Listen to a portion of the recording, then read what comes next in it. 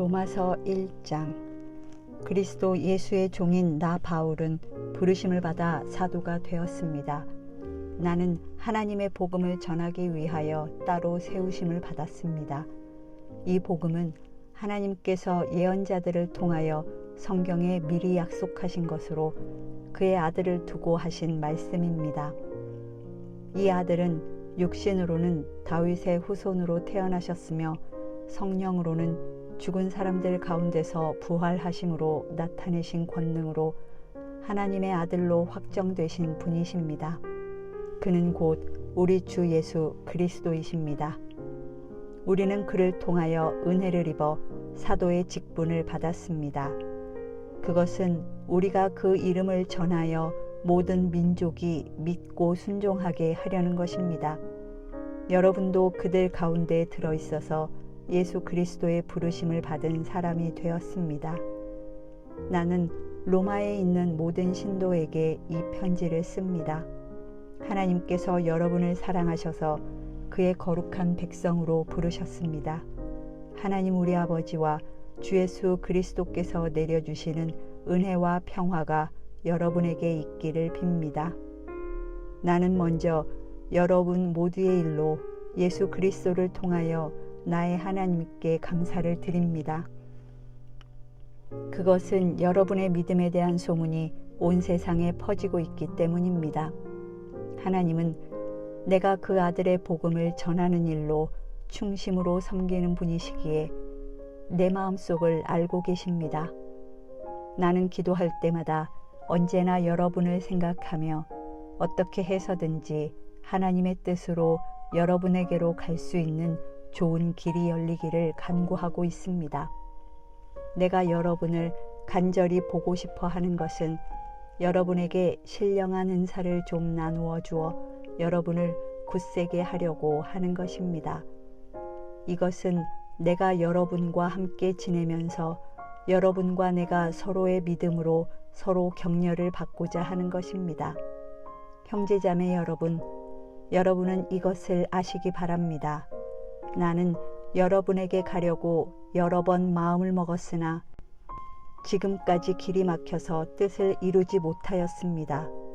나는 다른 이방 사람들 가운데서도 열매를 거둔 것과 같이 여러분 가운데서도 그것을 좀 거두려고 했던 것입니다.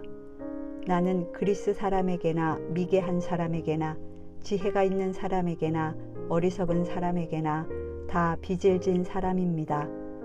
그러므로 나의 간절한 소원은 로마에 있는 여러분에게도 복음을 전하는 일입니다. 나는 복음을 부끄러워하지 않습니다. 이 복음은 유대 사람을 비롯하여 그리스 사람에게 이르기까지 모든 믿는 사람을 구원하는 하나님의 능력입니다.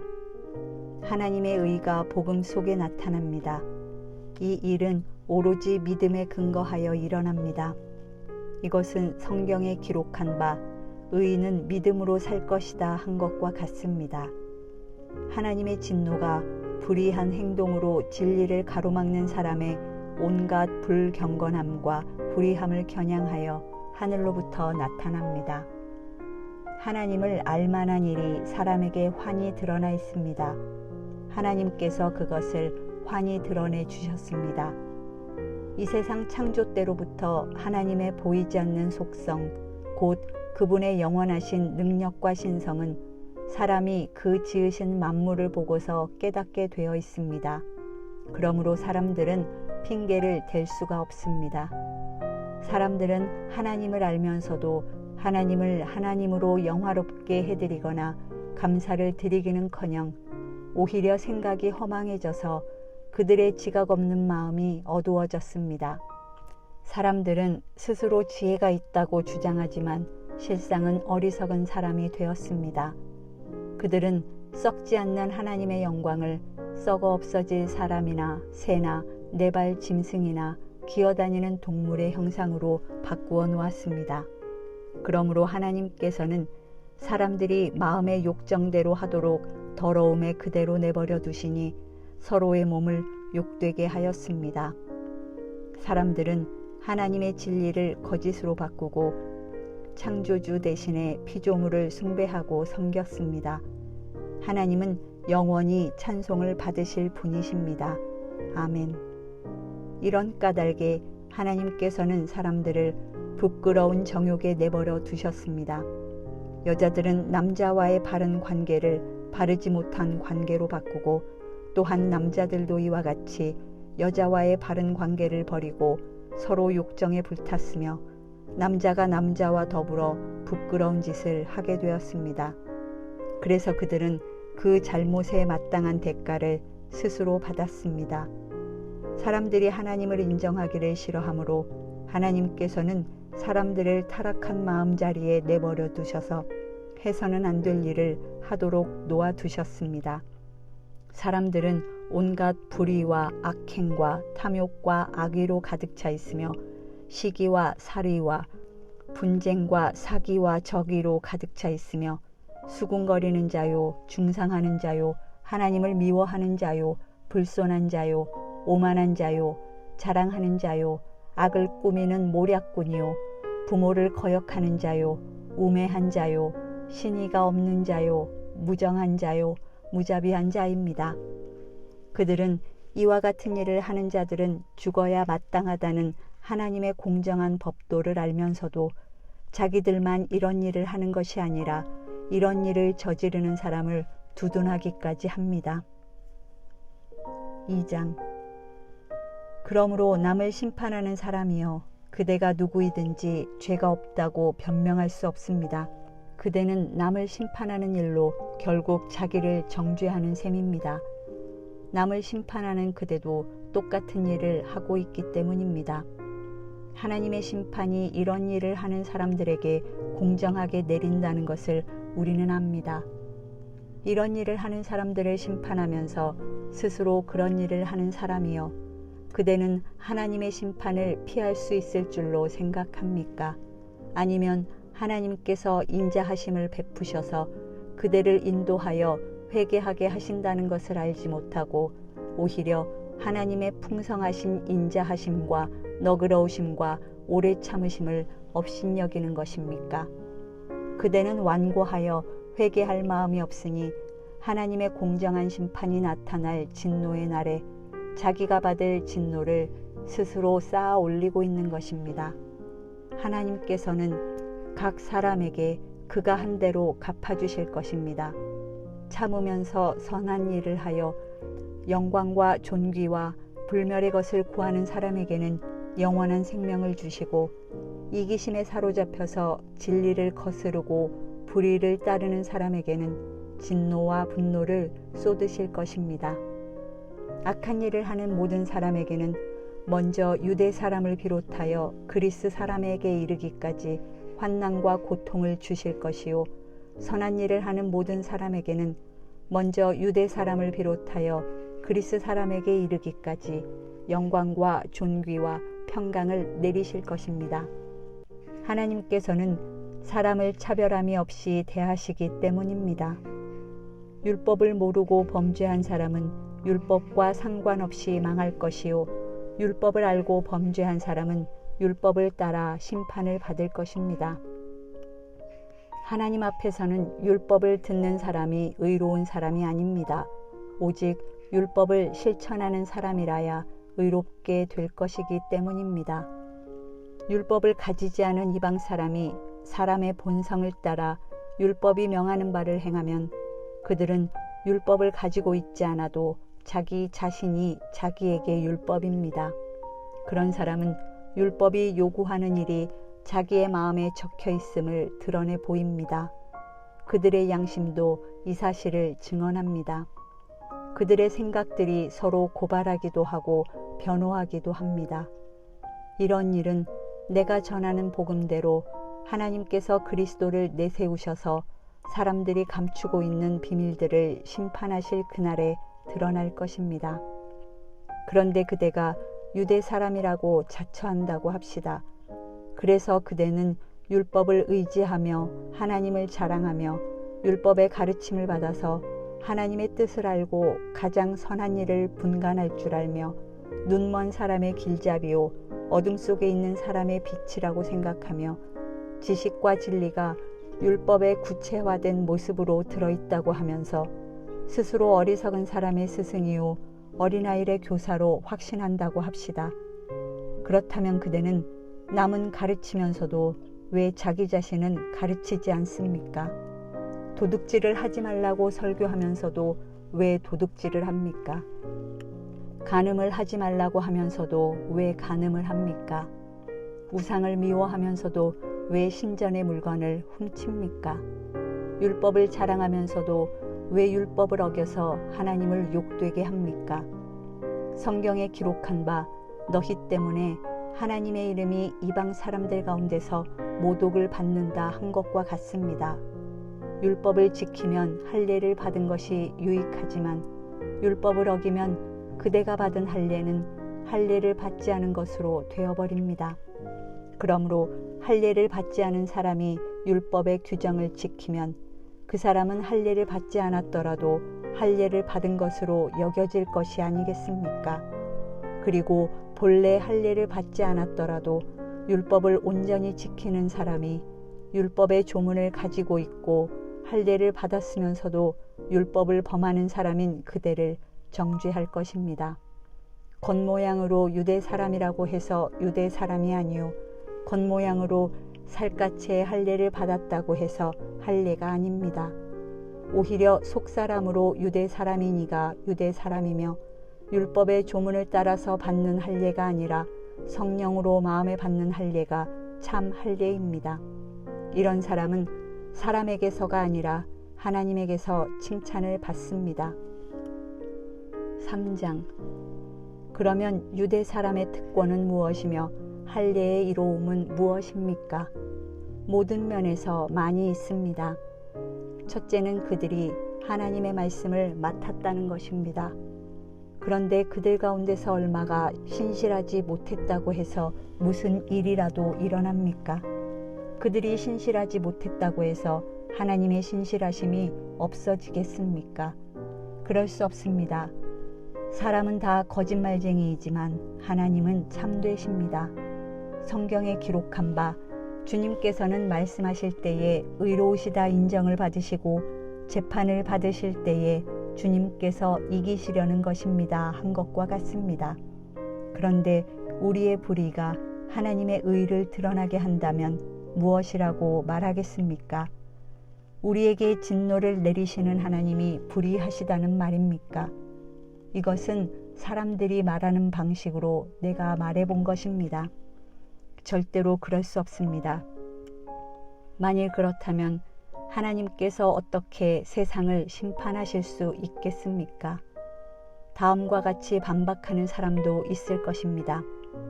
나의 거짓됨 때문에 하나님의 참되심이 더욱 분명하게 드러나서 하나님께 영광이 돌아간다면 왜 나도 역시 여전히 죄인으로 판정을 받습니까? 더욱이 좋은 일이 생기게 하기 위하여 악한 일을 하자 하고 말할 수 있겠습니까? 사실 어떤 사람들은 우리가 그런 말을 한다고 비방합니다. 그런 사람들은 심판을 받아야 마땅합니다. 그러면 무엇을 말해야 하겠습니까? 우리 유대 사람이 이방 사람보다 낫습니까? 전혀 그렇지 않습니다. 유대 사람이나 그리스 사람이나 다 같이 죄 아래에 있음을 우리가 이미 지적하였습니다. 성경에 이렇게 기록되어 있습니다. 의인은 없다. 한 사람도 없다. 깨닫는 사람도 없고 하나님을 찾는 사람도 없다. 모두가 곁길로 빠져서 쓸모가 없게 되었다. 선한 일을 하는 사람은 없다. 한 사람도 없다. 그들의 목구멍은 열린 무덤이다. 혀는 사람을 속인다. 입술에는 독사의 독이 있다. 입에는 저주와 독설이 가득 찼다.